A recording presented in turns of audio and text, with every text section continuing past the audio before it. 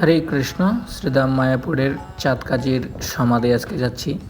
তো এটি যোগপীঠ থেকে 1 কিলোমিটার উত্তরে এবং ইস্কন থেকে 3.5 কিলোমিটার উত্তরে অবস্থিত।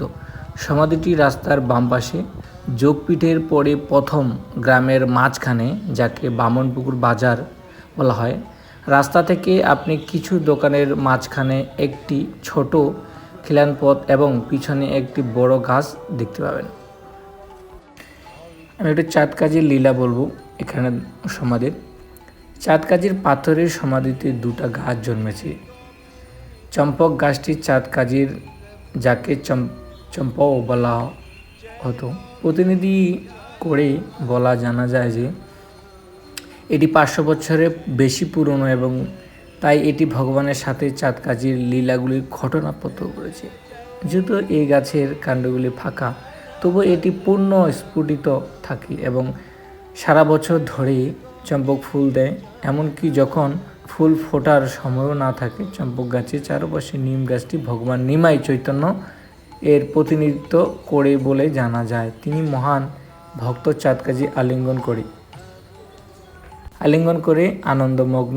এই এলাকাটি চাঁদকাজির গ্রাম, যা আর কেউ নয়, বৃন্দাবনের মথুরা। কেবল এই সমাধি দর্শন করলেই পার্থক্য এবং মুক্ত থেকে মুক্তি পাওয়া যায়। মথুরা হওয়ার এই স্থানটি বৈকুণ্ঠের চেয়েও বেশি শুভ এবং এখানে একদিন বসবাস করলে একজন ব্যক্তি ভগবানের প্রতি ভক্তিমূলক সেবায় বিকাশ করতে পারে। তো আপনারা দেখতে পাচ্ছেন, কারণ চাঁদকাজির সমাধির বিশেষ দর্শন মহিমা বলার চেষ্টা করছি। যখন নিত্যানন্দ প্রভু জীব গোস্বামীর সাথে চাঁদকাজি গ্রামে প্রবেশ করেন, তিনি বলেন, হে জীব, আমার কথা শুনো। চাঁদকাজি গ্রাম মথুরা ছাড়া আর কেউ নয়। কীর্তন করার পর গৌরাঙ্গ কাজীকে ঈশ্বরের প্রেম দান করেন এবং তাকে মুক্ত করেন। মথুরার কৃষ্ণলীলায় রাজা কংস গৌর লীলায় চাঁদকাজির হয়ে ওঠেন। এই কারণে গৌরাঙ্গ কাজীকে তার মামা বলে সম্বোধন করেন এবং ভয়ে কাজী গৌরাঙ্গের পাদপদ্মে আশ্রয় নেন। বাংলায় সাম্রাজ্য রাজা হোসেন শাহ এবং কৃষ্ণলীলায় জরাসন্ধের আদেশে কাজে কীর্তন পরিবেশনের সময় মৃদাঙ্গ ভেঙে বিশৃঙ্খলা সৃষ্টি করে। নৃসিংহরূপে আবির্ভূত ভগবান কাজীর হৃদয়ে ভয় সঞ্চার করে। কংসের মতো কাজী ভয়ে ভীত হয়ে পড়েন, কিন্তু চৈতন্য প্রভু তাকে প্রেম দান করেছিলেন এবং এভাবে কাজীকে একজন মহান ভক্তি করে তুলেছিলেন। অত্যন্ত ভাগ্যবান ব্যক্তি কাজীর মুক্তির এই গল্পটি শুনেন। তাহলে কাজী কত ভাগ্যবান, যিনি মহাপ্রভু নিজে তাকে কৃপা প্রেম দান করেন।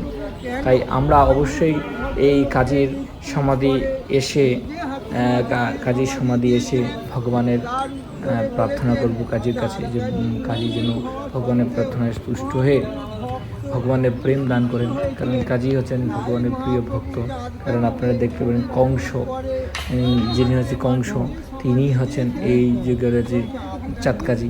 তো এই চাঁদকাজির লীলা আমি একটু বললাম, শ্রবণ করেছেন সকলে। আমি চেষ্টা করবো আবার নতুন ভিডিও আনার জন্য। তো সকলের সাথে থাকলে আমি পরবর্তী ভিডিও করার উৎসাহ পাই। সবাই সাথে থেকে, যারা এখনও আমার এই অফিসিয়াল ইউটিউব চ্যানেল সাবস্ক্রাইব করে সাথে থাকলে আমি কৃতজ্ঞ হব, পরবর্তী আরও উৎসাহ পাবো।